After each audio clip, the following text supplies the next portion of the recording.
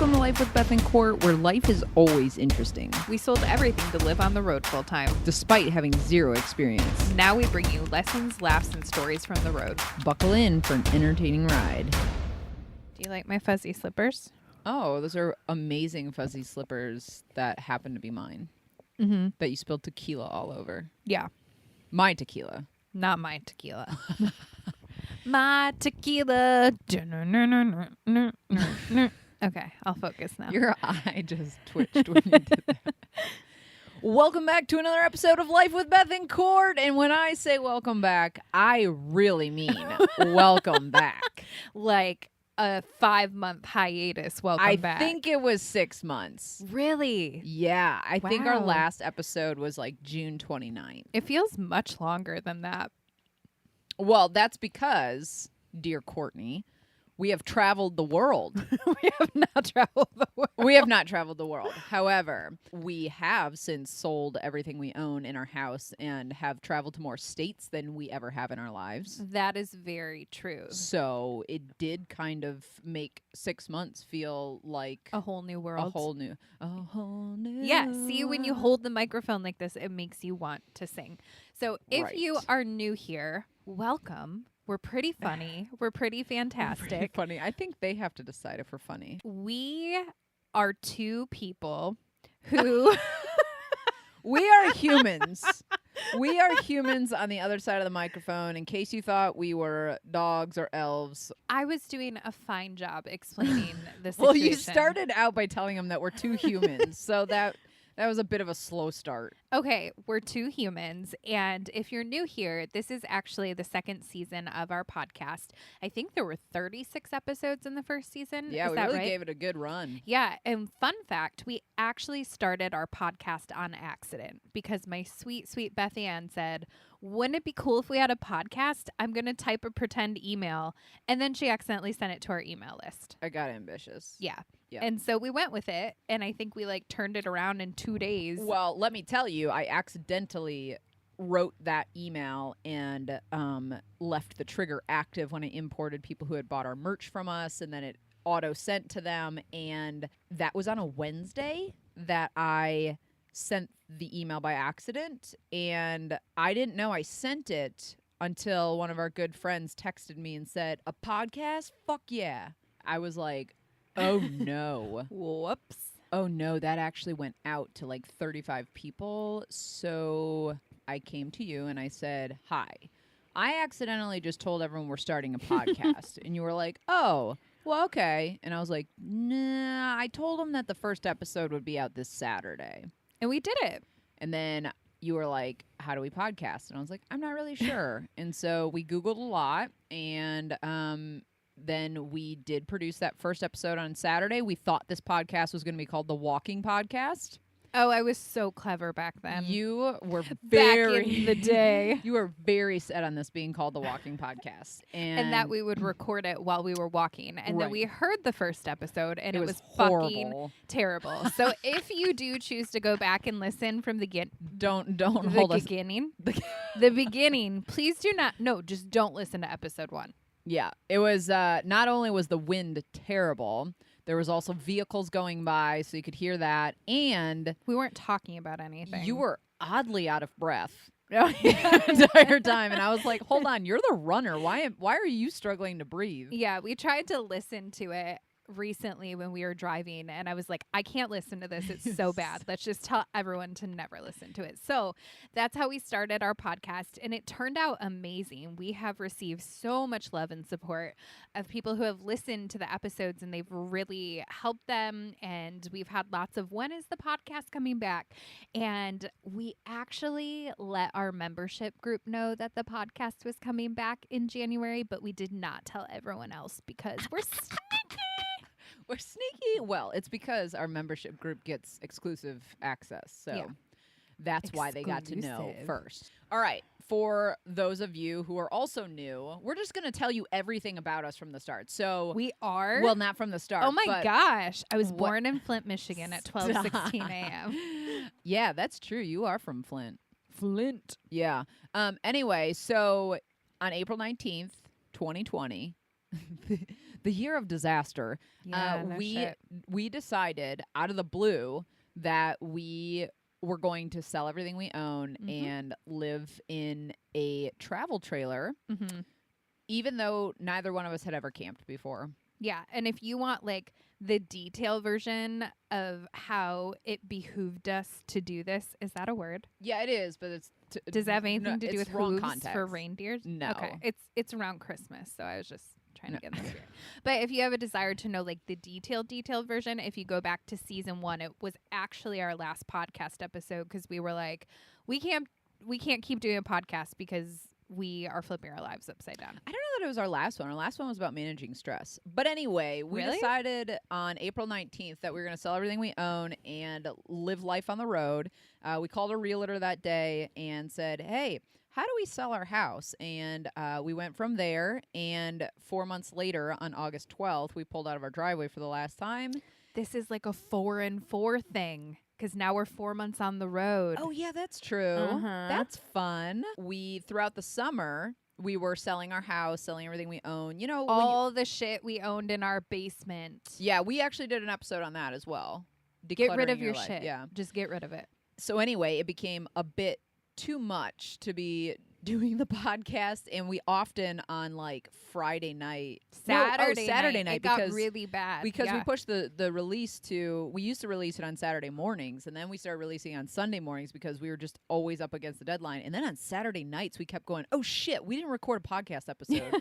And so finally, we're like, guys, there's a lot going on. Let's just take a break while we get ourselves settled into this new lifestyle. And so now we are settled, we are here, and we are really excited to bring the podcast back. I'm actually surprised that we're jumping back in so quickly.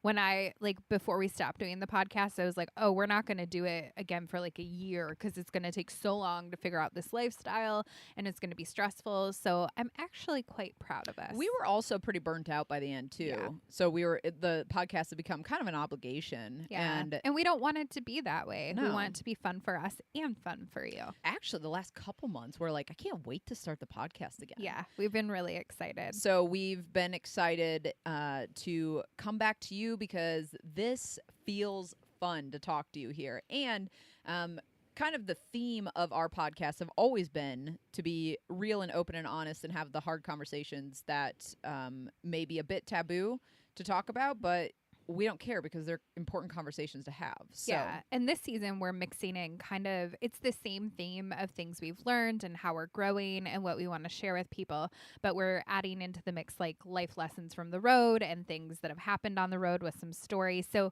it's not going to be about RVing, like how to. It's just going to be like we're still living life, but now we're doing it differently. And there's still lots of lessons that are very applicable whether you live in a camper or not. Yeah, because before, like the name of the game was let's talk about tough things like boundaries and hard conversations and money and all the things.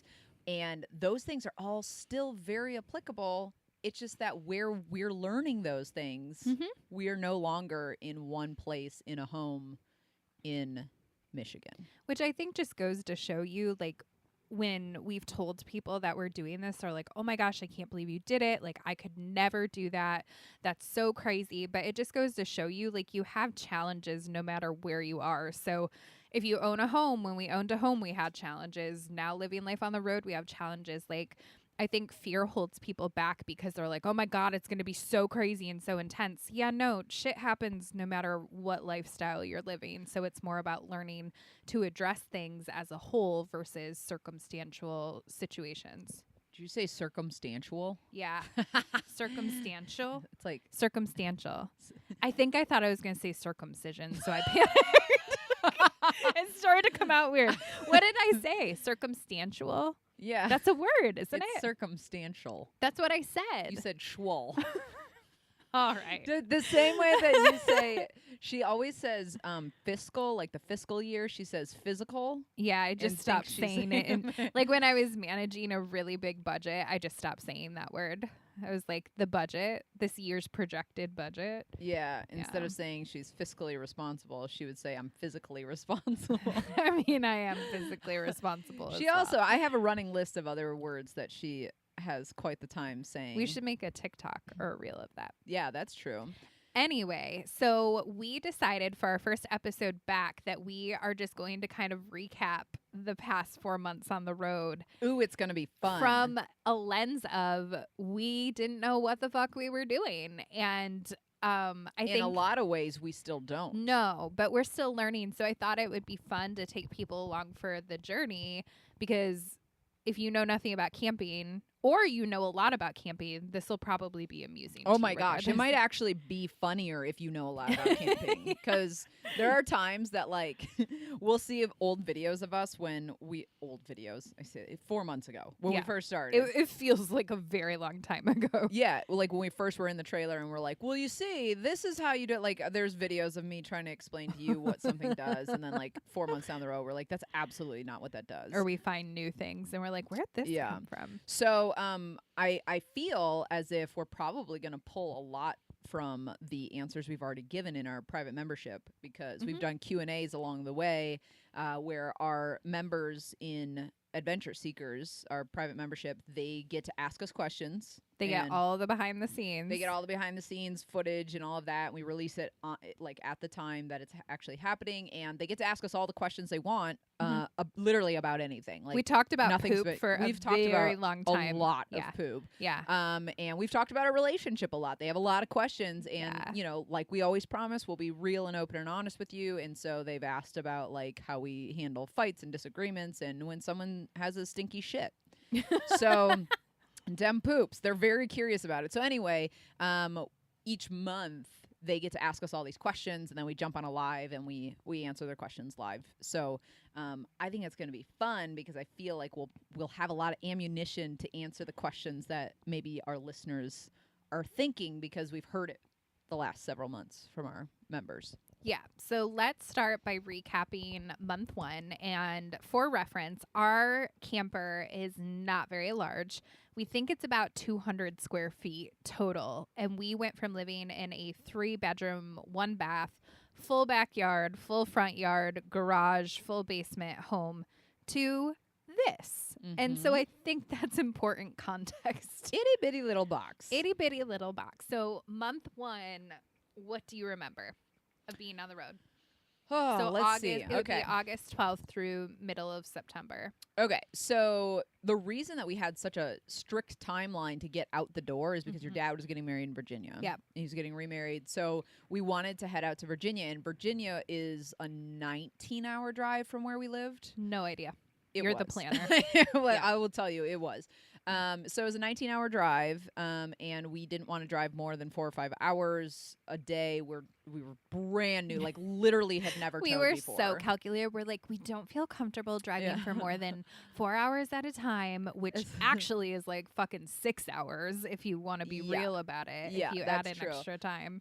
So anyway, I remember leading up to that. So we needed to get to your dad's by the day that they were getting married, obviously. Well, we were shooting for like 2 days before or a day before. Right. So, and then in case something went wrong. You split a 19-20-hour drive into 4-hour chunks, and we were like, oh, it's going to take us 5 days to get out there, and we're going to have to, set up and unset up. That's take not down real. There you go. Each one of those days on the way out there, and we're like, oh, it's going to be good practice, blah, blah, blah. Well, that was a lot of planning for me. Yeah. And in the meantime, we were trying to sell our house, and we were waiting with bated breath on the outcome of the purchasers. I don't even know what, my mind has blacked it out. What all the paperwork they do with houses, whatever. I remember we were like, we're waiting, fingers crossed. Like, we really want to like sign these papers before we leave town. Well, it wasn't, we did not think there was any chance that we would not sign them before we left town. Like, neither of us were like, oh yeah, we might have to sign on the road. Like, we had a strict plan, and we thought for sure like we would sign before we left. Yeah. So our house, we were in for 2 years. So when we called our realtor on April 19th, we hadn't quite gotten to the 2-year mark, and apparently you have to avoid capital gains taxes. So we needed to wait till 2 years. So August 1st was absolutely the day that we were like set in. This is our first time selling a house, so we don't know how those things go. The buying seemed to go rather seamless. And of course, we weren't in a world pandemic when we bought the house. But Mhm. so the selling of it, we were just like dead set. This is going to happen August 1st. We're going to check that off our list. We'll have 2 weeks to just have like a smooth sailing exit before we get on the road. We did not think ahead of what it would look like financially if we did not sell our house on August 1st. Because we were in a position where we thought that everything we had planned would happen exactly as we had planned it, which is very silly. For the most part, though, to be fair, everything went according to plan except for selling the house. We got very lucky. That's true. I do remember leading up to it, there was a lot of stress for me. I was constantly checking my phone and my email, trying to see, like, do we have a closing date? Do we have a closing date? Then we had a closing date, and like the day before found out it wasn't happening. And then that put even more stress on us. And then on top of it, like I said, that was our first time ever booking campgrounds. Yeah, you know, so we were trying to book campsites. I was like, what do you do? Do you call these people? Travel, or do you sell the house, and it was just very overwhelming. And we made a choice that, like, we're leaving. We're not staying because the house isn't sold. Like, not our problem. We did our part, and we'll figure it out from the road, because easily we could have panicked and been like, well, we can't go to the wedding and blah, blah, blah. And we were just like, no, we'll figure it out. Yeah, we certainly weren't going to miss your dad's wedding. Yeah. Because of that. And, you know, like when you're selling a house or even just moving, the final days are really stressful. I mean, like, I started throwing things in the garbage and giving away things for Lord, free. She threw a lot of things away. We had to clean for all the showings and then get out of our house. And at the time, we had already purchased the trailer, and the trailer couldn't be in the driveway. So we had to pick up and haul our trailer over to my mom's house. And then the appraisal we had to clean for, and then we had to clean again. Like there was, it was just so much stress. All while learning to drive and haul the camper. Yeah, so we're still like, should it feel like that? Do we have it hooked up right? Yeah, we did 10 hours of boot camp with Mr. Miyagi, and thank God for him. We talked about that in the episode before. He made sure we were like good to go. Yeah, so well, we haven't mentioned this massive thing yet, but when we first brought our trailer home, it did, in fact, the unhooking did not go as planned. No. When we first got the trailer, it was a perfectly fine day out. We were about 2.5 hours from home in Grand Rapids, Michigan. And we purchased it. We were signing all the papers for the trailer. And no joke, like 10 minutes before we were going to, we had been there all day getting an orientation, like, you know, we hadn't been there all day. We had traveled 2.5 hours. We got a 2-hour orientation. We then had to sign all the papers, and then we had a 2.5-hour drive home.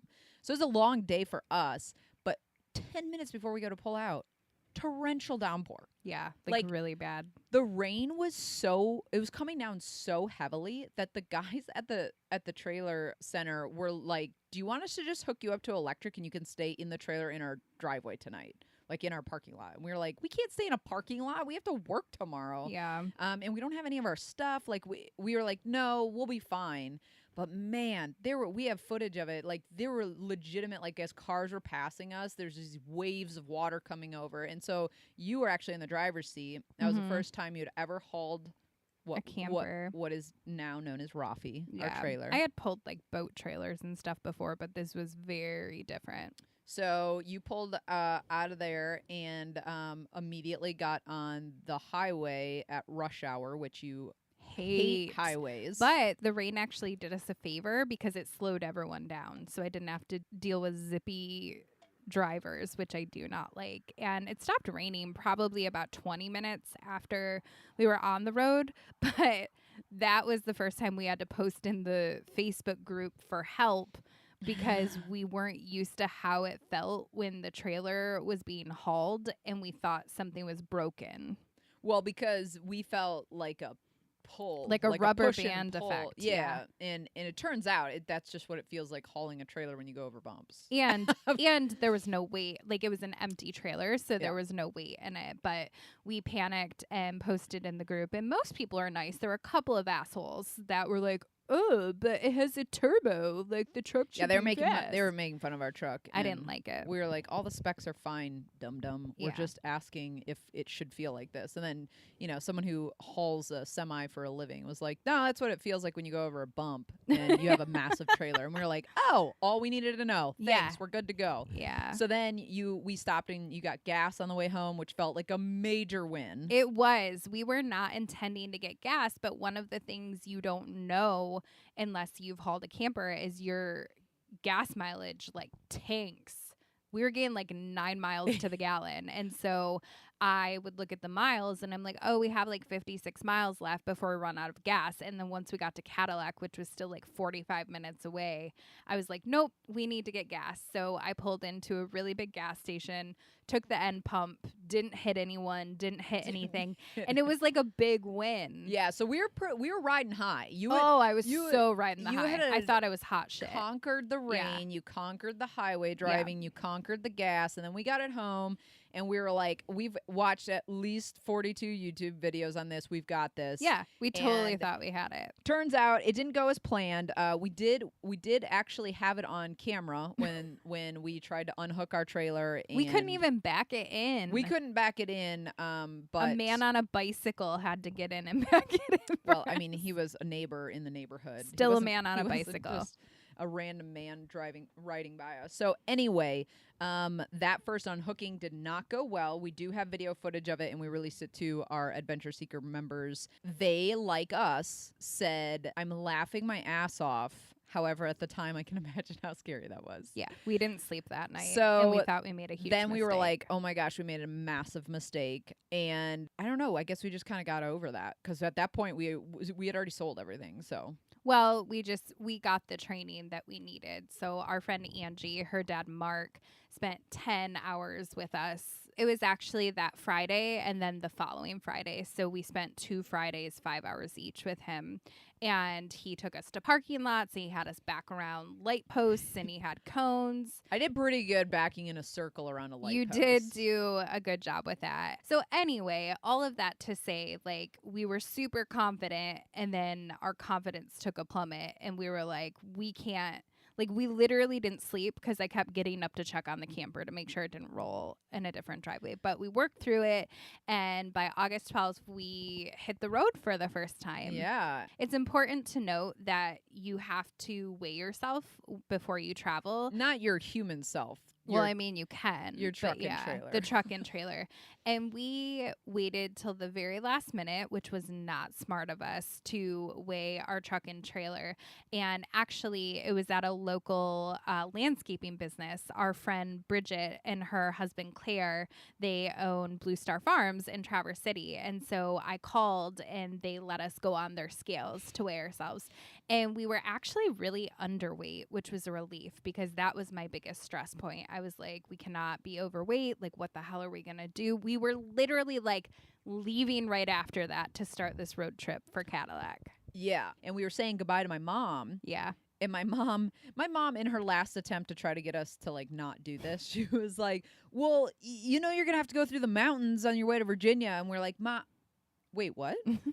The mountains? And she's like, yeah, you're going to have to go through mountains. And we were like, oh, well, it's going to be fine. And then we got in the truck and we're like, shit, did we know there were mountains? We did not We were know there were very mountains. uneducated. I don't know about you. I just assumed that mountains were only in Colorado. I did too. I had no idea. I thought your mom was just crazy. And then I was like, no, there really are. It's the Appalachian Mountains. Yeah. Yeah. It's a very enormous Yeah. mountain range. Yeah, so we hit the road. We stayed with my fake aunt and uncle They're in not Cadillac. fake. They're real humans.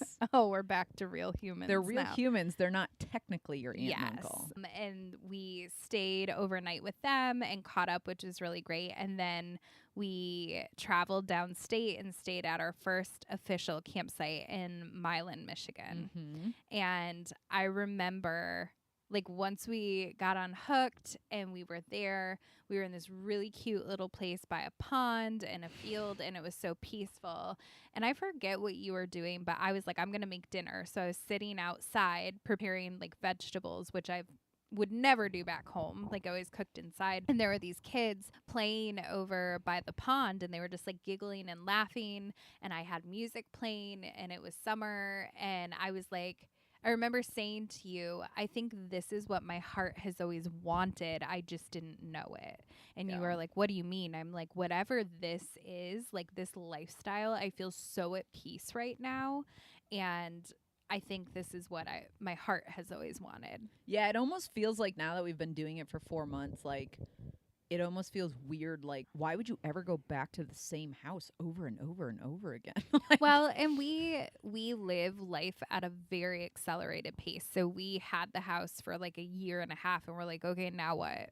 Like, what's next? And that's not typical. Like when you get a house, we planned to be there for 5 years, we thought. we had real big plans. Yeah. But But we did not last. I think what I love about this lifestyle is it accommodates to that accelerated life pace. And so for me, it's exciting that we stay in a place for a couple of weeks and then we get to go explore somewhere else. Oh, it's so fun. It is. And I mean, there's definitely restrictions like with COVID, like we can't explore everything like we probably would, but even just the dose of being in a different campsite and like seeing the different sites and like there's different grocery stores that we don't have back home. I think I would say if this is exciting for us in this version right now, then when we're in a post-COVID world, I think it'll be like incredibly exciting and invigorating for us, because right now we don't typically go out. We've gone like our entire time on the road, we've probably gone to like 10 restaurants. We love food and we love new restaurants and all of that. So I think that post-COVID, it'll be really fun to actually get to go to them. Like just recently, we wanted burger and fries. Normally, we would just go out.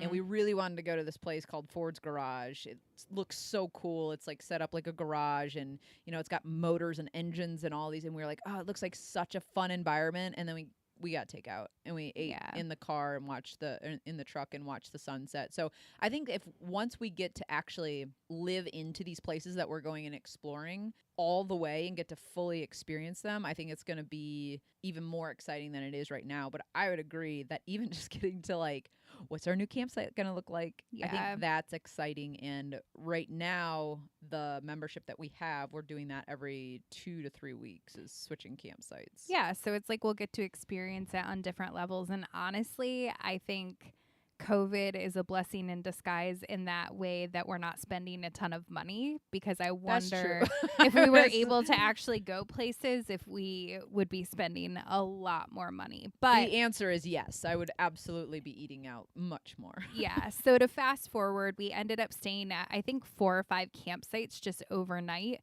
which was really great because it gave us the opportunity to practice hooking and unhooking on repeat. So we, you know, felt like we had the hang of it and we were ready, and it was really fun. Like, I mean, definitely. I think there was an explosion at one of the campgrounds. Not actually between not you and a real I. explosion. Yeah, I can't. Oh, because it was a KOA. I remember. Yeah, that. we were realizing that we were learning very differently. So Beth likes to do things on her own, and she's internal, so she just does it and like has her own routine and doesn't like it when people interfere with that. And I need to talk out loud and be like, okay, do you have the brakes plugged in? Check. Do you have this plugged in? Check. Like, it's a mental checklist for me. And so we really were butting heads because we were both learning. I was like, stop asking me questions. Yeah. And I was like, well, I need to make sure we did everything so we're safe. So I do remember that. But other than that, once we talked, we worked through it.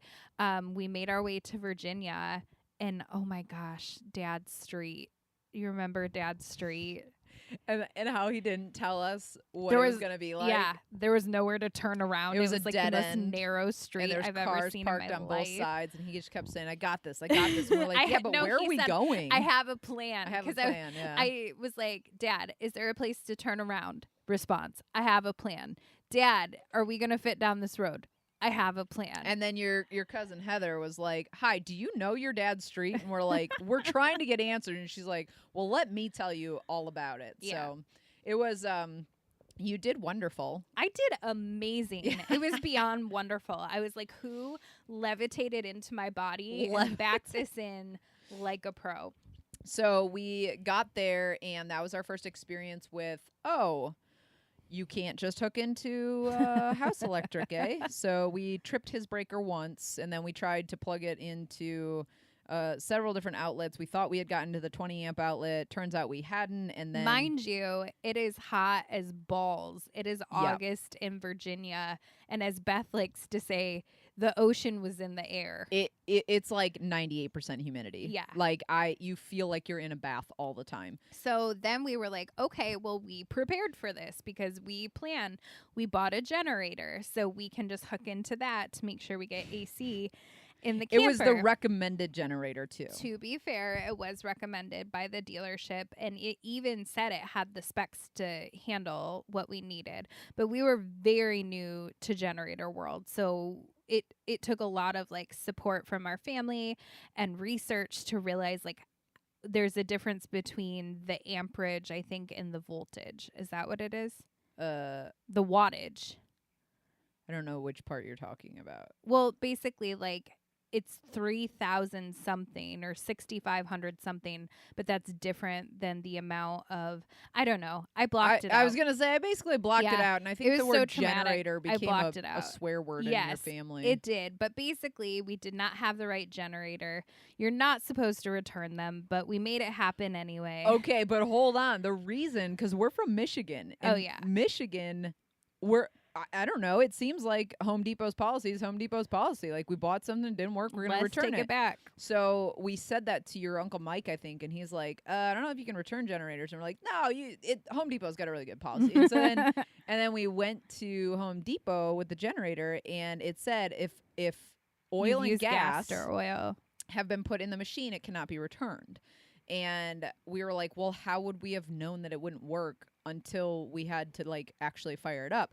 And we were asking your Uncle Mike, like, well, why wouldn't you be able to return a generator? Like, that seems like a very specific thing. And he said, because they have hurricanes there, when people are prepping for storms, they'll buy generators, and they're very expensive, right? Oh, yeah. They're, you could easily drop $1,200 to $2,500 on one. And then if the storm doesn't hit, they take it back. Yeah. Or they use it once. They use it once, and then they try to take it back. And we were like, oh, like it did not even cross our minds to be thinking about hurricane prep and all of that. So fortunately, they were very good, and they actually did let us return it because we could prove that their box actually said it would handle our camper, and it didn't. Yeah, and in the meantime, there's no way in hell we could sleep in the camper without AC. So Dad and Cindy were super sweet, and they let us stay in their room. And there's like a bunch of other family visiting at this point. So it's like, everyone's staying over. And we were like, okay, the generator will be here. Like, it'll be okay. And in the meantime, there was the ant infestation of August 2020, which... God, I was not about that life. So for whatever reason, Cindy's theory is that when it rains, it like floods the ant holes in the ground. And I think it's a pretty good theory. I think it's right. And because it happened when it would rain, and then they all come out and they don't know where to go. Well, they all marched their little asses into our camper to the degree of like, we tried to sleep out here once without the AC, and it was miserable. And I went to the bathroom in the middle of the night, and like the floor was moving because there were so many ants. I think the stopping point for me is when I was in bed and one crawled on my face, and I was like, I am done. We are not doing this. And it's like, someone made the comment, like, it's a camper. What do you expect? And I'm like, this is our home, though. Like, this is not just a camper. This is our home. So I expect not so many ants that the floor looks like it's moving. So we were off to a rough start because this was like it week was rough. 1. This was and it sucked because we like felt really confident because we had such a good experience at the 5 campsites on the way there. So we're like, we've got this. And then all of that started to happen. But it ended up being really great because we got to spend time with my family that, I haven't seen in years. My dad got married on the beach. It was beautiful ceremony, very fun. And we just got to spend some family time. And then we stayed a couple of weeks at my cousin's house, who also lived in Virginia. So overall, I would say it was a good experience. It was really awesome. It was really great I hadn't met I feel like half of your family. No, probably not. Because even Heather I hadn't met in real life. Anyway, it was great to hang out with Kristen and Albert and Uncle Mike and Kay. Yeah, and we got Heather some and pool Michael time. yeah, so there's a lot of people that we got to hang out with. And then we headed to my best friend's place in Tennessee. But because we had spent so much time planning just getting to Virginia, and there was so much going on. Book a campsite. We forgot to book a campsite because the trip from Virginia to Tennessee was going to be like 10 hours. And we're like, well, we don't want to do that all in one day. So we'll just book a site along the way and then we'll drive half and half. Well, what I had forgotten is the weekend we were traveling to Aaron and Levi was Labor Day weekend. And Labor Day weekend with a camper is not easy. You better to book that shit like months in advance. So we stayed at a Hilton. We did. And thank God they had extra parking. Like they had this new developed, like they were developing a new parking lot, I think, for campers specifically, or extra parking, and they let us park over there. And it was funny because this was the first time I realized, like, we used to like staying at hotels and we thought it was really fun and special. And as we were going in to stay at the hotel, I was like, I want to sleep in the camper.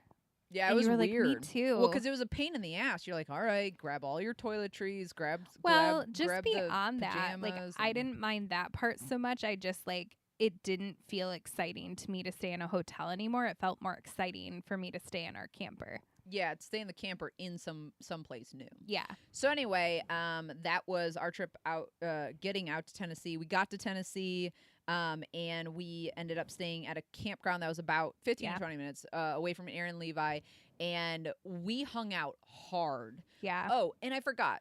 I don't know how I could forget this, but the reason that we needed to be in Tennessee on the dates that we needed to be there is because Erin was putting on her first live event. She is an influencer online, has her own clothing line and skincare line and all of that. And she has a membership too as well. So I was going to be emceeing it. You were helping with the social media behind the scenes with her. And like her sister was in town, and it was super fun leading up to it. It was, you and I had worked on a lot of events at the Y. Yeah. And it was that same feeling of like, okay, do we have this done? Who's going here? When do we need to be here? Who's taking this?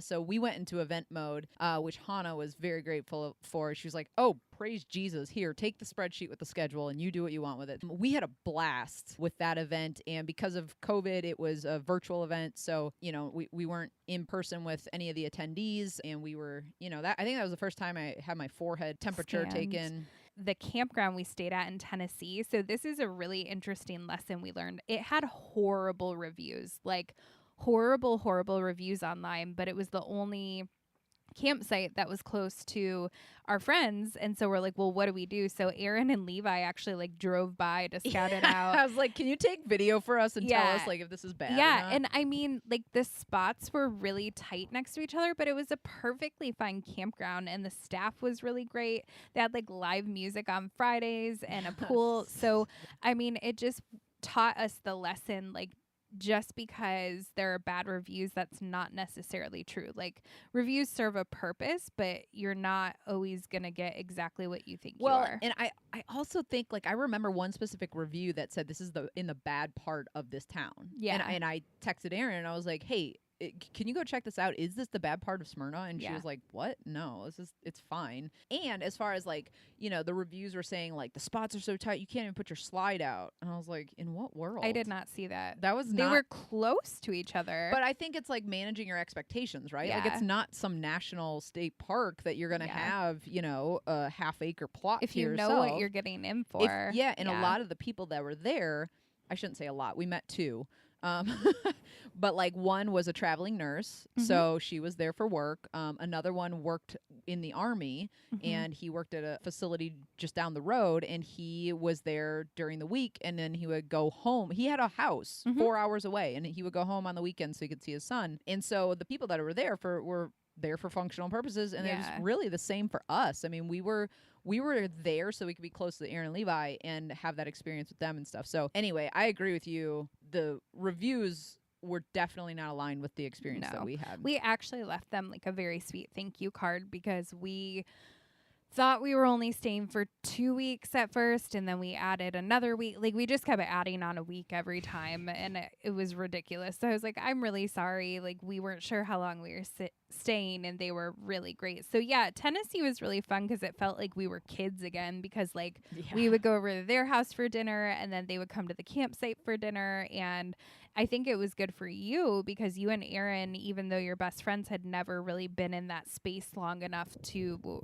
have that time like that together. Yeah, we've known each other for 10 years, actually. When we got down there in September, it had been 10 years. But I met her when she was a traveling musician. And so, you know, when I would get to hang out with her was before and after shows. And that, you know, there's a million other people around, a million things to do.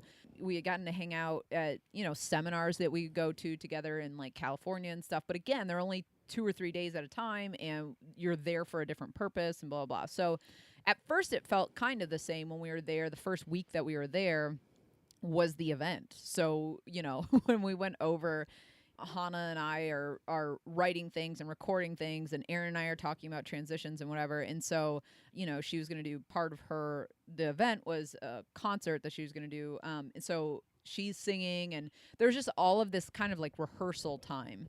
So it did feel kind of the same as it always has. But then after the event, we had 3 weeks of just getting to be friends who live in the same town.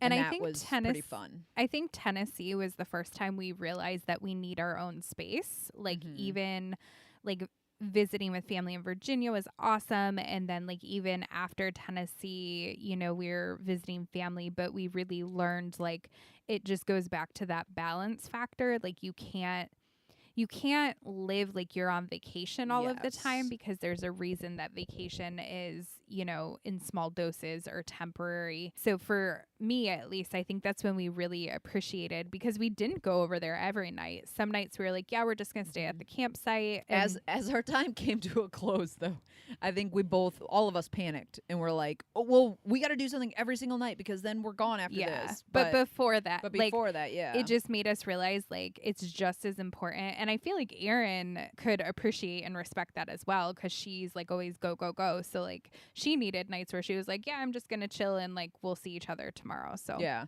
vacation is one thing. Like you're talking about, like with your family, we were literally in their house. And so it was eating together and functioning together all the time, which is super fun. No, yeah, it's definitely fun. But again, back to your point, like this is our lifestyle now. Like vacation is not sustainable. And like, you know, we both were working still. So during the day when it would be awesome to just be visiting with people, but at some point you have to establish that regular scheduled routine again. And I think you're right. Like we did get into that in Tennessee, and it felt so cool because Aaron and I have always joked about like, wouldn't it be cool if we lived in the same town? And we really wanted to make it feel like, oh, I'm just casually gonna, like we kept making that joke, like, I'll just casually come over for dinner tonight because we're only 10 minutes away. Or like when I think you had texted her and were like, hey, we're going to finish up at this coffee shop and then we'll head over and, you know, hang out while we make dinner or whatever. And then she stopped by because she's like, you know why I stopped by? Because you're at a coffee shop 5 minutes from my house. And so it definitely gives you like this experience that you wouldn't have otherwise, to temporarily be in someone's town. And like even I think about in Virginia when Hev wanted to take us to ODU, the college that she went to, and we like went to the bookstore and you bought a hoodie. So it's like you get to live in their world and like live in the town and learn about it, but then you get to move on to the next. One of my favorite things, even far before this experience, is getting to see how the people I love live. Yeah. Right? And like I said that about Gianna too, my niece, my 7-year-old niece. I just want to see, I don't want to take her out of her element. I want to like be in her world. I want to see what Gianna lives every day. I want to see like, what's your routine with school? Like, what do weekends look like? What do you eat in the morning? Like, I just love being able to see, because it helps me understand the day to day for the people I love when I get to insert myself into their world rather than taking them out of their world and into mine. And so, that was really cool. Perfect segue, because from Tennessee we went to St. Louis. No, we We went to didn't? Kentucky. Oh, you're right. I jumped ahead. I was thinking about Kentucky earlier, and I was like, I'm excited to talk about that part. So, yes, but Kentucky was not a planned stop. So, we were intending to go to St. Louis, and my Aunt Lori, who is my dad's sister, was like, hey, I saw you guys are traveling. If you're ever in Kentucky, let us know. We'd love to have you. And we looked at the map from where we were in Tennessee to where we were going in Missouri, not Illinois, right? Missouri. And it was kind of right on the way, and it was perfect. So I was like, all right, definitely let's do doable. it. Yeah. Yeah. And I hadn't seen her in years. And I had never met her before. You had never met her.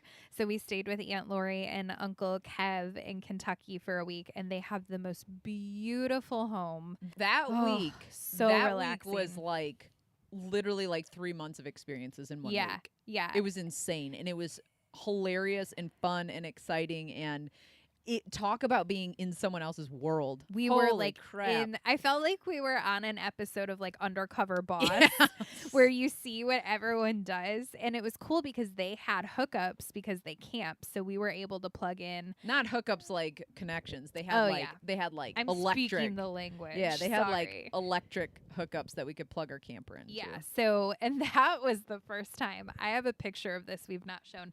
So we were used to campsites, which are pretty level. And so we have what are called Anderson blocks that if you're not level, you kind of just back the camper up on these little wheel things. And then they like rock backwards and lift it up. It's super easy. And all of the old people at the campsites were like, what is that there? They don't talk like that. No one has even remotely sounded like that. So we were like, oh, we know how to level this. And even when we like put it up on the highest level, we were so uneven. So we had like, it was like a downward slope the entire my gosh. driveway. We had like boards and leveling blocks, and then the Anderson block. It looked like a pyramid of Legos. Kev and I did some major work. And the get that camper like was that. flexing hard. Like the axle was totally flexed. Well, and by the time we had leveled it, the kitchen was like, I couldn't even reach the sink in our No. outdoor kitchen. It was so high up. But it was so fun. And Their property and their buildings and barns and houses and horses, like everything was just beautiful. It was. And it was really fun because we hadn't been able to catch up in a really long time. And so when you live in someone's world, you have a week to catch up on conversation. And we told them that we are doing a series for the people in our behind the scenes membership called our first series of like things we're doing for the first time. And Aunt Lori, like I swear she could be our social producer. She was like, okay, here's the schedule and like we can do this. And she like took awesome footage and it was just so fun. It was like really relaxing and peaceful to me to just like sit on their front porch or sit in their backyard. I felt like I was in like a magazine is what I felt like. Oh, for sure. Yeah. But also it was really funny because Aunt Lori's very put together in that she was like, okay, here's the schedule. We're going to do this for dinner. Is that okay? Da-da-da. But she's also very accommodating. Totally. Like she was like, here's the plan, but what do you guys think? Yeah, but at the same time, I think it's hilarious because she's super soft-spoken. Mm-hmm. She's just like very calm, like very zen, you know? And it's because have you seen where they know. live? I was like, I feel like contagious. You probably get so zen because you like sit out by this trickling river every morning and have coffee. And Uncle Kevin is the same way where he's so funny, and they both are like, the whole thing was they wanted us to have the experiences, which was so fun and sweet. That's also where we did the jack-o'-lantern spooktacular. Oh yeah. So one of the coolest things was I saw this jack-o'-lantern spooktacular like back in August before we ever left, because I'm a part of Halloween groups that talk about Halloween year round, and they were talking about this drive-through like jack-o'-lantern fest in Kentucky. And I remember thinking, like, if I had seen that before and I was living my normal life, I'd be like, oh God, I wish we could go to Kentucky, but like that's so far away. But it becomes a reality. When you see things, you're like, well, wait a second. And so it just so happened the stars aligned that we were in Kentucky while that event was going on, and Aunt Lori and Uncle Kev actually went with us. But it was the stars aligned in a major, major way because Kentucky is an entire state, and your aunt and uncle happen to live 45 right where minutes it was. right where the actual thing was happening. Yeah, and it was like the week that they were doing it, like it all just aligned perfectly. So we went with the Jeep and we took the top off, which was super fun. And that was a really cool experience. I also think it was fun because it's not typical. Like normally you just be in the car with like people that you normally see. Yeah. But because we were with them, it was like a 2-hour wait to get in. Yeah. Right. Yeah. But at the same time, it's like, yeah, but what else are you going to do? You know, like this is a great time to be able to talk with them, catch up, ask about their, you know, what kind of music do you like to listen to? Like we just asked all these different questions and talked, and you know, then there were some periods where it was just like sitting there hanging out, listening to the music, and it just felt very, I think one of the most special pieces about this thing that we're doing, this journey, is that like you get to, and you know what, Erin actually said this to me. She said, I'm so excited that you're going to be here long enough that you and I can just sit in the room in silence together. Yeah. And not even say anything, because when you're on vacation, when it's a feel visit, obligated. You not only feel obligated, but you want to, you're like, oh my gosh, we only have 2 days. We got to cram all this in. We have to ask all these questions. And like, to Erin's point, it's like, you're going to be here long enough that like we won't be panicked to get everything in, which turns out we were anyway, because a month it goes by super quick. But you can just sit there and just be with each other. And I think that was even special to have with, you know, Aunt Lori and Uncle Kev there, because like at what other point in your life have you gotten to just like sit and be with them? Exactly. So Kentucky was a lot of fun. I bonded with Sammy the cat, which was... I thought you were going to drive away with him. Yeah, I kind of wanted to. So he was my little buddy. And again, like things I would never do back home when I would take a break from working, I would take him out with his little harness and his leash, and they were training him to stay around the house. And so it just like teleports you into a different world where I would like be like, all right, Sammy, it's time to go for a walk. And I would like take my coffee. And so it's just giving you experiences that you wouldn't have otherwise at home. And for me, I think that's a big part, like I said, a big part of like what my soul wanted, but I didn't know how to do it. One thing that we forgot to mention that was in the transition between Tennessee and Kentucky, we were driving away and I was really sad because obviously we had just gotten to spend a bunch of time with Erin and Levi, and then we had to leave, and I was like, I don't know when I'm going to see him again. And, you know, just leaving someone you care about, blah, blah, blah. So, there was a song that you wanted to play, and you were like, is it okay to play the song, or is it going to make you sad? I think it was a song like we had played and listened to together in the car with them or whatever. And I was like, no, it's fine. I've gotten my emotions out and I've safely tucked them back on their shelves. And then all of a sudden you started crying.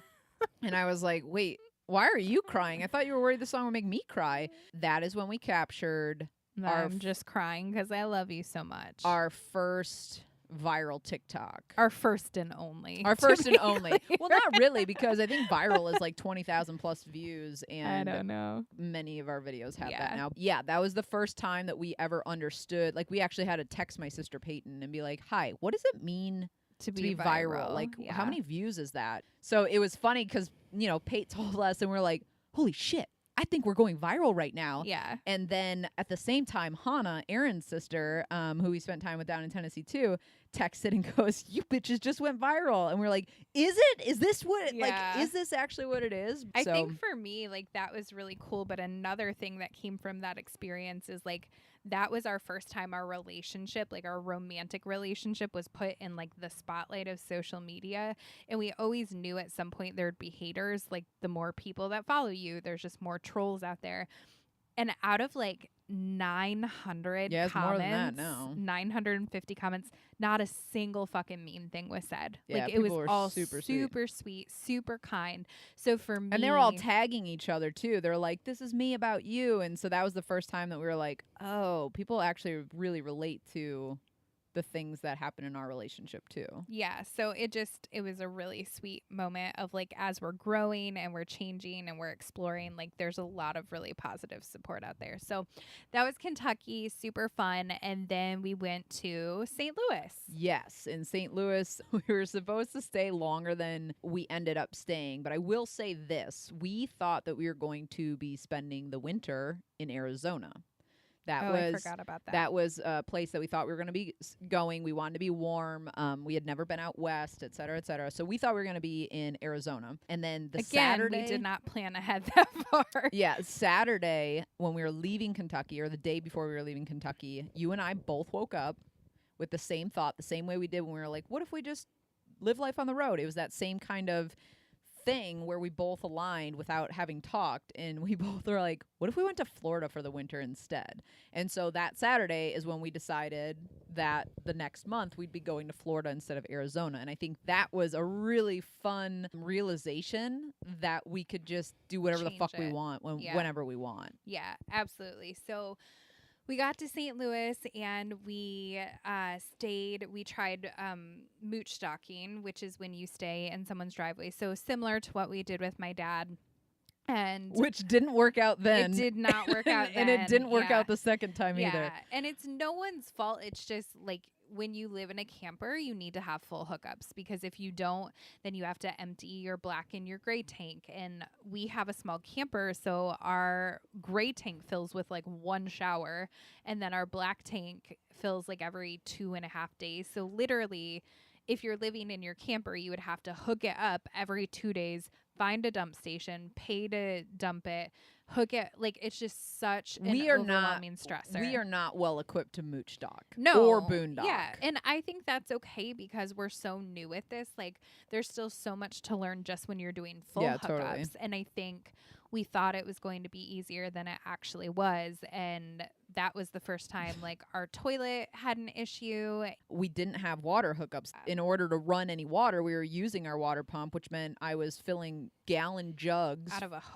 hose outside. So we used our normal hookup hose that has a filter on the end, so it at least was filtered water. And then I was dumping it into the side of our camper, and it was just such a mess just to get water. It was like so stressful, just day-to-day stuff. Like, on top of having to work. Yeah, because that was the thing. We were both, it wasn't like, oh, we're going to unplug and spend the weekend, boondocking. Like, we were trying to function. I was on Zoom calls. I would like be 5 minutes away from a Zoom call. I'd have to use the bathroom, but I'm like, I don't have enough water to do that right now. So I have to go inside the house and all of that. And so it just became apparent that it wasn't going to work to be mooch stocking. Yeah, and I mean, your parents were very kind and offered for us to stay in the house, but for us, we're like, no, this is the whole point of us taking our home with us, and like just to go in and like prep dinner, like, because they're like, well, bring your stuff in with you, but we're like, no, because to come inside we have to get all of our ingredients out of the fridge.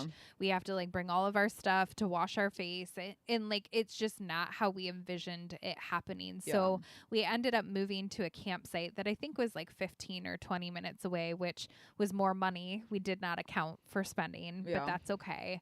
And we ended up staying at a campsite, and I remember the day we hooked up, it was like such a whole relief. new world. Yeah, I was like, okay, now I can exhale because we don't have to worry about this. And we still got to see them. We spent time with them. We spent a lot of time with G, your niece. And like you said, it was really cool to be a part of her world and just like get to go over and have dinner with her. Yeah, totally. Work. That's the thing is, like you said, my parents were great, and they were like, just stay in the house. Like, there's extra.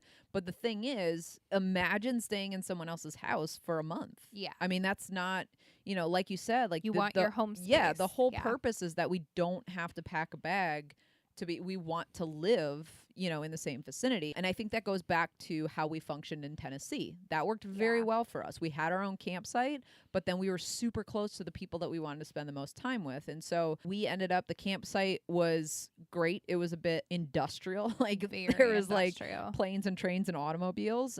But you know what? It had strong internet, strong water pressure, full hookups. Yeah, really strong water pressure. That was the first time that something went wrong. Oh yeah, because so we and my niece was probably 30 minutes away too. It was 40. So it was a bit of a drive, but I absolutely was fine doing that because I really wanted to see her and her mom and her family in her day-to-day life. And so I got to meet her, her stepbrothers and her stepdad and stuff like that. So that felt really great to be part of her world. And then it became like a little extended family, you know, like Yeah. we would go over there and they'd be like, this is what we're cooking for dinner tonight. And they were very accommodating and sweet. And they were like, we'll make dairy free, gluten free, or we got you your own, you know, buns or whatever. And we had campfire and played games. We had G for Halloween. We got to do a sleepover with her in the camper, Yeah. which, you know, to a 7-year-old. She thought it was like the coolest She thought it was the thing coolest ever. thing ever. Yeah. And it was really cool for us too. It was special because, you know, we got to have her here with us in our world. But it was very cool to just get to have that time together. And then also we were supposed to visit G's grandparents, Happy and Coach. And the week before we were supposed to, it was Halloween, actually. Yeah. We had G, we were going to take her trick-or-treating, and they tested positive for COVID. And so that was a bummer because we were really excited to get to see them. We got to FaceTime with them, though. We did get to FaceTime with them there. Anyway, we also went to Botanical Gardens. I was just thinking about that. That's probably one of my favorite experiences and so far. that was a trip sponsored by one of our adventure seekers. Yes, So Christy. She was paid for our super tickets. sweet. Yeah. And she basically, her message to us was, you're in my hometown. I really want you to have this experience. It's phenomenal. So here's your tickets. Yeah. And so that was And then we really ended special for us. meeting up with Christy. Yep. And we had which coffee. is really cool. Yep. So that was a great experience. And when we moved to the campsite, we were actually just outside or just in this super cute little town that felt like a Hallmark movie. And wonderful. so that was really cool too. That was when we had our first major camper situation. So Aaron and Levi, the friends we mentioned from Tennessee, they were passing through where we were because they were traveling. And so they couldn't stay long, but they're like, let's meet up. So we met up at a gas station and we were like, you know, talking and just catching up. So we were probably away from our campsite for like an hour. And when we left, everything was fine. It was dark out. It was like 10 o'clock at night. Everything was fine. And when we came back, we saw a huge pool of water. And we were like, where'd that come from? Because sometimes when you hook up into city water, like it'll leak a little bit. Or like when it like the condensation drips off the camper, there are like certain spots where you'll see a puddle or whatever. But it was like quite a bit. And it was a lot. As we were walking up to the side of the camper, water was coming out of the side of the actively camper. coming out. And I was like, oh my God, what is happening? And so I think you went and shut off the water, and the water was coming out of our fresh tank, which had no business being there because we were hooked up to city water. It should not have been it going should into not our have had water tank. in it. It shouldn't have been overflowing. So we're like, what the hell is wrong? And so I crawled underneath, and water was coming out from underneath the camper. And I was like, oh God. Like, so I ran inside the camper because my immediate thought is there's water somewhere because it's dripping underneath. And sure as shit, I opened up the cabinet underneath the kitchen sink and there was water on the floor. It wasn't a lot though. It wasn't like our camper was flooded on the inside. No, but you could tell like the water was coming from somewhere. And you could I would say the floor was wet. Yeah. But it wasn't like there wasn't standing water, there wasn't any of that. It was just like you could tell the floor had been wet under the sink. Yeah. So we like tried to find some help online. We're in some groups that offer a lot of really good support and help, but sometimes it's like way over our head because we're so new at it. Someone's like, yeah, you just puncture a hole in the bottom of the camper and and we were like, what? We're not puncturing a hole anywhere. So that was really stressful. At this point, it's like 11:30 at night. I will say I'm very grateful. We normally, because when we met up with Aaron and Levi, it was a Sunday night. So normally we would have gone to bed at 10, right? True. But the way that their travels took them when they were passing through kept getting pushed further and further back. And then she's like, hey, we're not going to be there till like 10:30 or something. So we were up way later. And like we said, when we left to meet them, it was fine. So therefore, if we had gone to sleep at our normal time, it would have been fine.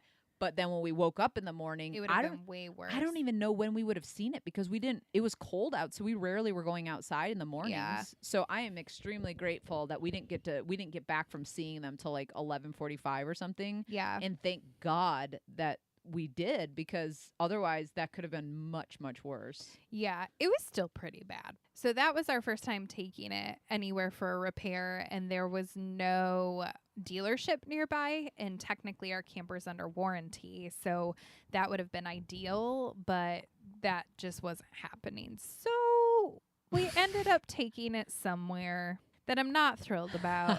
And we had to go back to a hotel because they had to keep it overnight. And the whole situation, I understand they were trying to be helpful, but by the end of it, I'm still not sure what they did. And it's still not fixed because And it's still not fixed. every once in a while when we turn our city water on, it fills the fresh tank. So I will say they added a drain, which helps. Like they pulled a tube down so we can drain it if that happens again, which is nice.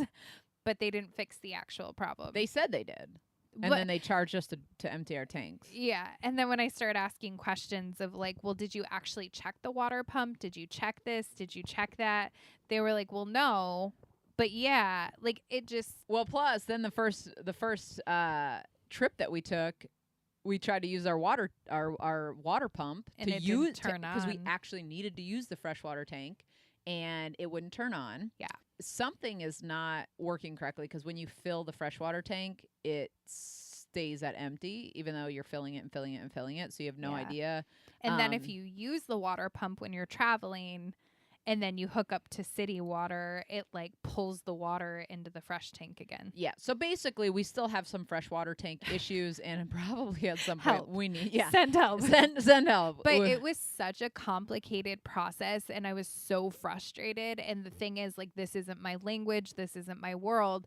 So it's almost like you have to research as much as you can to make sure you're not being taken advantage of, which is really shitty because it shouldn't have to be that way. Well, I would say, though, that one of the things for me is like, I wanted them to show me where the problem was because they said there was a kink in the line, so that basically when it should have just been water flowing straight from the city water into the pipes, it was diverting it into your freshwater tank. So we fixed that, they said. Well, now it still does it, but it only does it occasionally. So I want to know, where was that kink so that I can go fix it, because if this is happening, then obviously something is still not right with it. I'm quite honestly not convinced that was actually even the problem.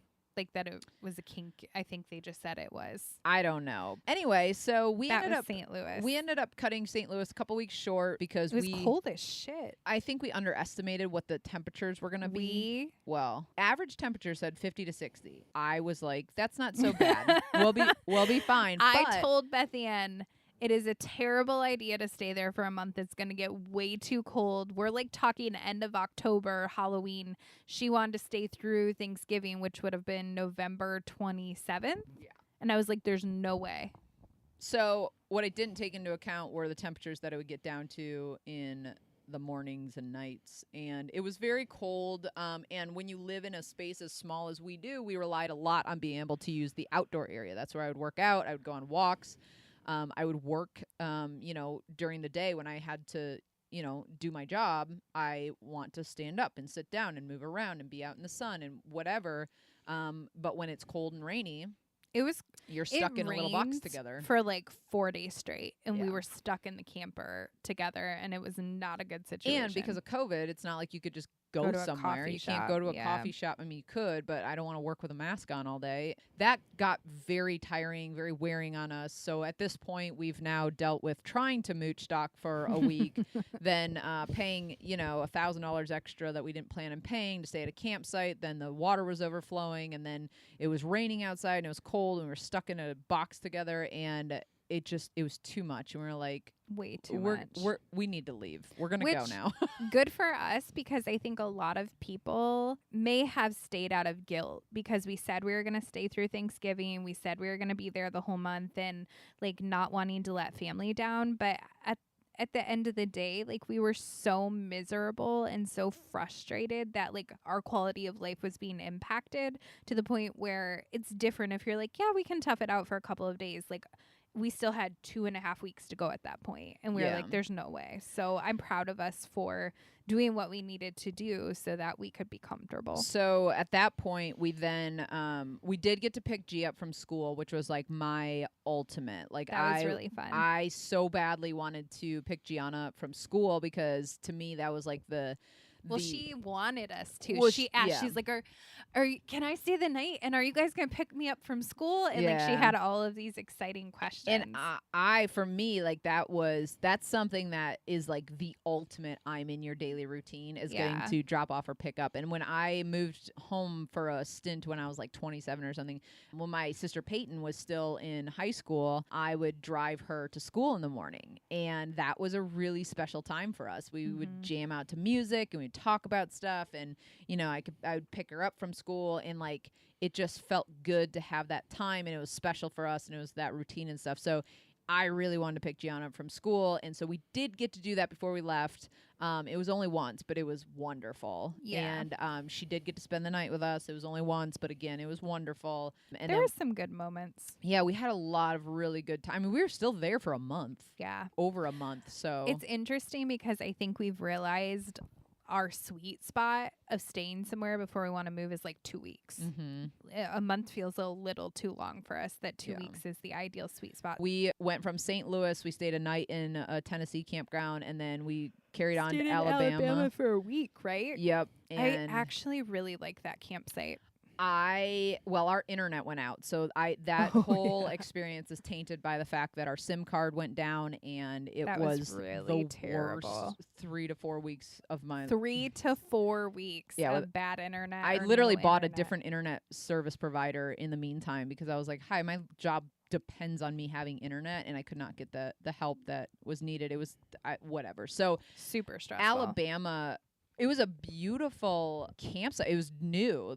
That's the great thing about the network we're in. They renovate a lot of these campgrounds. Alabama had the spaces were really big. They were brand new, leveled. It was actually quite a beautiful place, and there was a lake with an overlook. I think we probably would have enjoyed it a little bit more if we didn't have to sit in the truck to get internet. Yeah, that was not fun, and it got really stressful with client calls, and it was just not good. But Alabama, as far as like the site itself, was really nice, so I would definitely go back there. I only think I wouldn't because the town itself was nothing that interested me. Well, it was not what you were used to at all. Like you had to drive 20 minutes to even get close to civilization, and then civilization was not what you prefer. You prefer commerce. It was definitely like a 30 to 40 minute drive to get to the one time we needed to go to a cafe because we had a really important client call that both you and I were supposed to be on. Yeah. And we needed stable internet. It was just,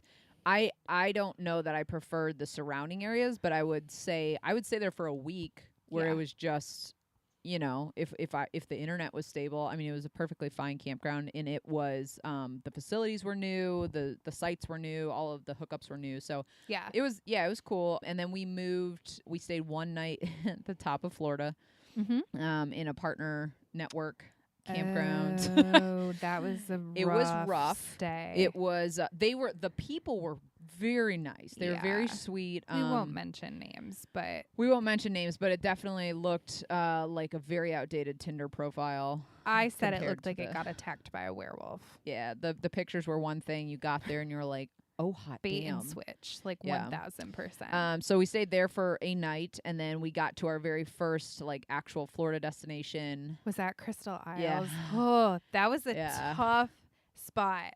That was like our first. I don't know. I would even venture to say that was more crowded than Smyrna. Like I thought the spaces were more crowded. I would say they're. Yeah, you might be right. We didn't have neighbors on one side in Smyrna for a long time. So, but I will say that's kind of what I was talking about with managing expectations is like everyone complained about how close those spots are. And everywhere we went, with the exception of maybe Alabama, they were that close. Yeah. So like that unless was you're at tough, a state though. park. That was the first time we were confused about the spot assignment because literally it was like. It was on a corner. It was on a corner of a curve. And you just like backed up on some grass. It was very weird. Yeah. I will say though, what I loved about that is so we were there for Thanksgiving. Yeah.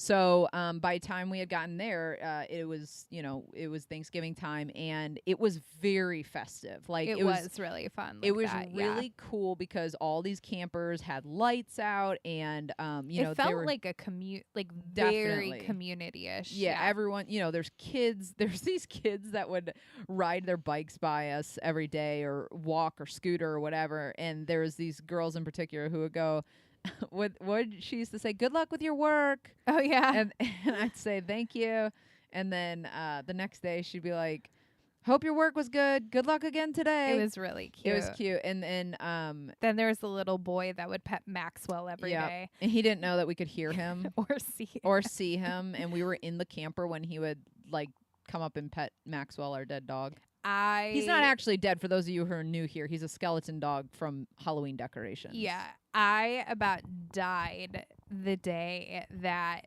he didn't know we could hear them, and he was like out there talking to Maxwell and Samsara. So Maxwell's the skeleton dog, Samsara is the skeleton cat. Maybe we'll have to put a picture in.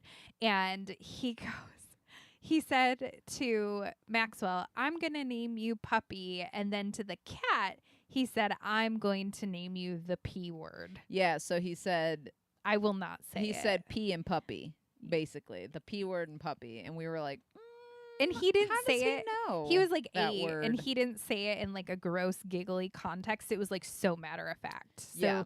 what you would call a cat, like that used to be the word for cat. So he must have heard it somewhere. And I looked up from my computer. We and both started laughing, and I was like, don't laugh loud. I don't want to embarrass him, like if he can hear us. But Yeah. So anyway, that campground was really cool because for me, it felt really, really good to see families. Yeah. Because everyone's with their nuclear family. Yeah. And so it was like, each campsite had a nuclear family that was eating dinner outside together. They were playing games really together. cute. They were having fires. They had lights up. There was laughter. Like I said, there's a bunch of kids. So there's, rollerblading and biking and all that. And it feels like golf carts. in the summer when you were a kid, Yes. but all the time. And my only challenge with that campsite is I felt like no one wore masks. Like when they would come close to you, or like what, like we felt that way about a lot of anyone with masks. campsites. Yeah. Last 2 things about Crystal Isles. That's where we saw the first alligator. gator. Yep. And that's also where they had those new no-see-ums that like bit the shit out of you. Those and were they hurt not so fun. bad. Yeah. And then we went to our next campsite, which was the one just before this, and those were really nice spaces. Because those ones are also new. Those were all brand new. Very cool campsite. Like they have outdoor bowling, they have mini golf, they have 2 pools. Like very fun. That was the first campground that had their amenities were very well cared for. Yes. And they have like a secret jungle lot where they tell you on the map, like there's no internet out there, but it looks like an overgrown mystery jungle. It's lot D. And I was like, let's go walk lot D. When we got there, that I felt like more people, like when you would see people talking to each other that didn't know each other, there was 6 feet in between them. Or I saw people wearing masks. Like that felt a lot better. And it's weird because like in Alabama, we went to a grocery store on the way to the campsite, and like no one in the store was wearing masks. Well, yeah. I mean, it's very telling of the political landscape we're in. But still, it's like you never know what you're going to get. Like it said, wear a mask on the door. And I've seen people not do it like outside of the store, but it was a grocery store. And I was like shocked. And so it's just weird because you never know like who's actually going to follow it, who's not. Well, we've had to take precautions with that too, because when people are being friendly, they want to talk to you, and I back up, and I'm like, if I don't have a mask on, I get a mask, or we usually, like, even if we just go for a walk in the park, we take a mask with us because you never know. Well, and I will say that the network that we're part of, they actually are very good about having the protocols posted everywhere, and like they do a great job. When we got here, I literally didn't know how to check in, because once there's one customer in the office, they lock the door so that they stay within the guidelines. And I just thought the office was closed. And she was like, no, sorry, we just have to lock it. So anyway, that was where we like got to drive off the end of the map toward the ocean. That was really cool that we got to watch the sunset. We were right on the Gulf of Mexico. Yeah. So I don't know. So I don't know that I would like that one enough to stay there again. I wouldn't pursue it to go back That's to it. also where Speakerphone Sally was. So I think that's my issue with that location. Our neighbor was on the phone nonstop, and she always had it on speakerphone. And she always sat outside, so we'd be like outside working on our computers, and she was shouting so loud, and it was not kind language. Like, I mean, we swear. But I love the F word. It's one of my favorite words. too. But there's a time and a place. And like it is on your not, own podcast. It is not like 20 minutes of like, he's a mother effer and blah, blah, blah. It just, no. There were children and there were other people. And there's a time and place. And that was not the place for Speakerphone Sally to be airing her grievances. Go so inside, anyway, we Sally. then went to the next campsite, which we kind of talked about. Beautiful new sites. I did really I would like go back that there site. again. Yeah. And we're good because we are. Yeah, we are. We are in a couple weeks here. But that was right outside of all of the Disney World, Universal Studios, Hollywood Studios. We didn't get to go to any of them, obviously, but they had a really fun strip of like stores and restaurants. So we did go explore a little bit safely, and we got to go out to eat once for our anniversary and once just for no reason. I think we were so excited to be like in civilization. Yeah, we had like $100 tab, and we're like, oh my oh God. Lord, what did we do? But so that was really fun, and there was like outdoor car shows, and just like to be walking around in an outdoor mall setting was very freeing for me. And then we got to this current location that we're in, and I actually quite enjoy this as well. Yeah, I think I don't love the super busy road that's like that is right true. next to us. Like you hear ambulances all the time. And I think if we were further back in the park though. Yeah. So like that road makes me a little bit nervous, but we are very close to a grocery store. We're very close to a hospital. Like we look for those things when we are staying somewhere. Like if we got close injured, to a Starbucks. Yeah.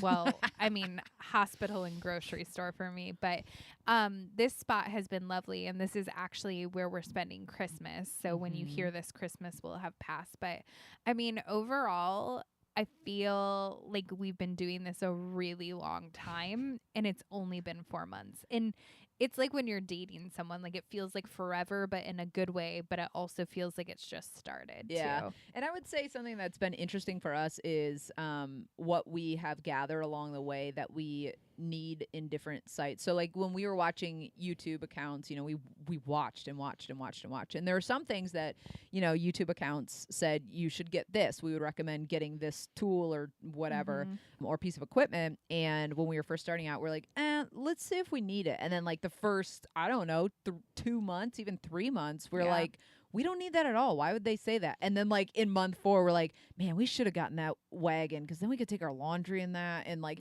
so there were just it's a tough balance. There were things that I don't even think it's tough. I think it's just interesting for your journey is your journey. And so for them, they needed that piece of equipment, and it was good for what they were doing.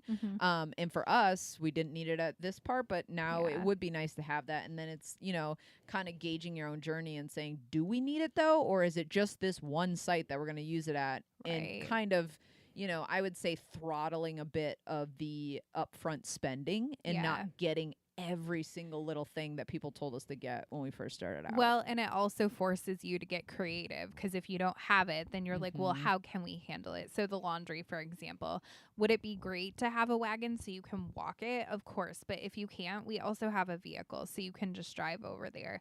And you have to be very conscientious of your weight. Like you have to know your weight at all times. Of the truck and trailer, again, not of your human person. But you can't just keep adding and adding and adding. Like there's a very specific limit, and it's important that you know that as you go. But ultimately, I would not change anything, and I can't imagine going back to a normal neurotypical lifestyle at this point. Like I can't picture going back to that. I would agree. Yeah.